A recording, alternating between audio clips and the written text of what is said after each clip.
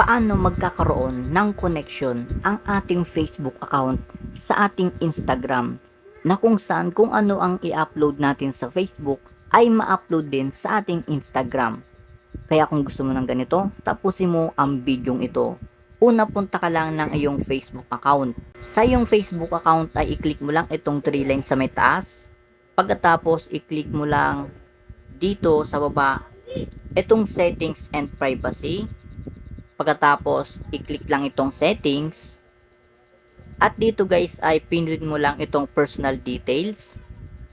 At iyong makita dito sa may under ng connected experience, itong sharing across profile. So, i-click lang yan.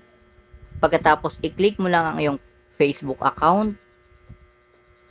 At dito guys ay pwede ka nang pumili dito kung ano ang mai-share ng iyong Facebook account sa iyong Instagram. Halimbawa, ang iyong story, ang iyong mga Facebook post, o kaya ang iyong Facebook Reels. Na kung saan kapag Reels naman ang iyong ina-upload sa Facebook, ay matik na ma-upload din ito sa iyong Instagram at pwede ka rin ma-monetize dito sa may Instagram.